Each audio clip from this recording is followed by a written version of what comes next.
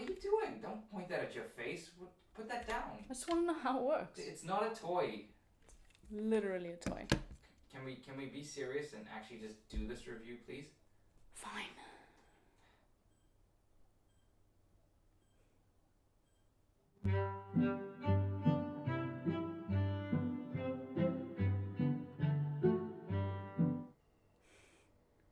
Hey everyone. Nope. That sucked. Hey everyone. So, Star Wars The Rise of Skywalker is the final movie in the sequel trilogy and the concluding chapter in the epic Skywalker saga. We join Rey as she continues her journey to become a Jedi. Meanwhile, the rebels are gathering information on a mysterious new threat. At the same time, Kylo Ren relentlessly scours the systems in search of the threat to eliminate it and become the sole supreme ultimate emperor leader. Well, the wheels kind of came off in that last one. One more time. Or we could just use that one. I watched The Rise of Skywalker in IMAX at the Project Mayhem special event screening.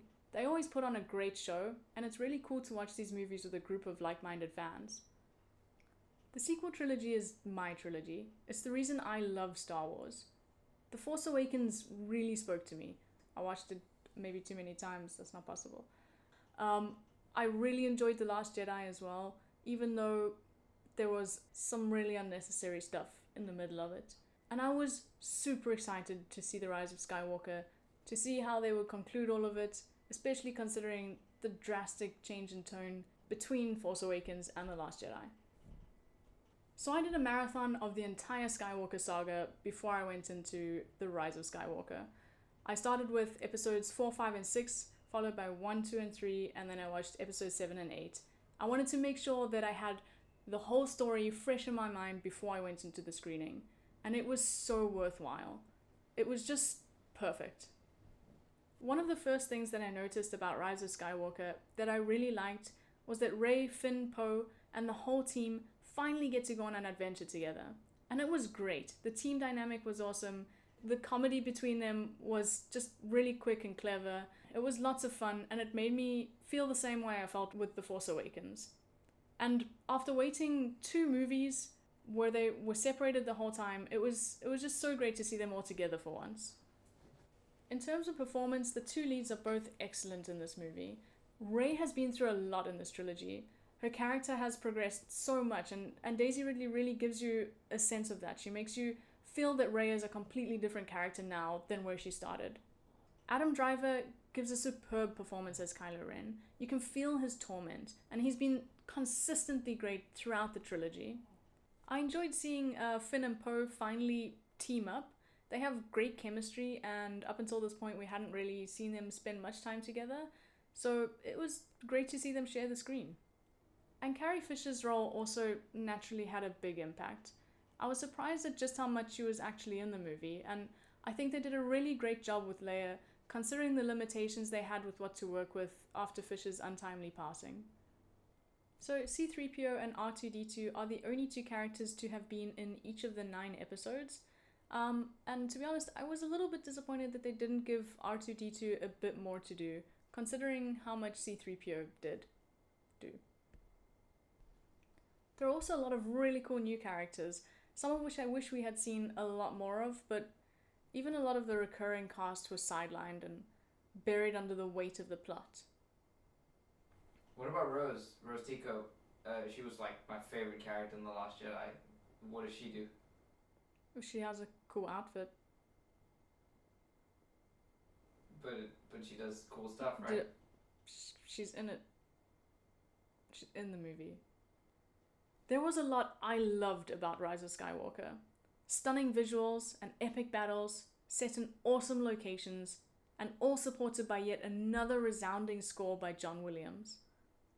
The plot has quite a few twists and turns, and it ties up a lot of loose ends, but also just kind of leaves some dangling there, and then creates some new threads that are just begging to be tugged on.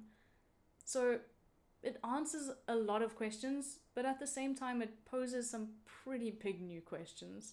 There are a couple moments where you're just expected to accept things that are happening without any explanation, and then the plot just moves swiftly along without giving you time to think about it, and it's annoying because some of them don't really make sense.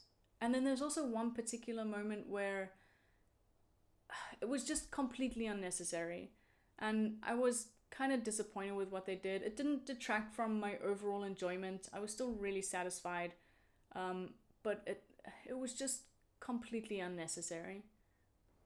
My biggest issue with the plot is that it felt very rushed right from the start. It could definitely have benefited from a little more breathing room. And the third act shared a lot of similarities with Avengers Endgame. The Rise of Skywalker shares a lot of parallels with previous episodes, especially the original trilogy, and that creates quite a few nostalgic moments and a very emotional experience overall. Again, it's like poetry, so if they rhyme, every stanza kind of rhymes with the last one. Hopefully it'll work. I really loved Rise of Skywalker. Sure, it has its problems, and yes, the trilogy has some flaws, but I really liked seeing where the characters ended up, and seeing their journeys concluded. It's frustrating that they didn't seem to have a roadmap to tie the whole trilogy together, but I'm happy with what we got. There's a lot to love. It was a really good time at the cinemas, and honestly, I love the whole trilogy. So how do these things work?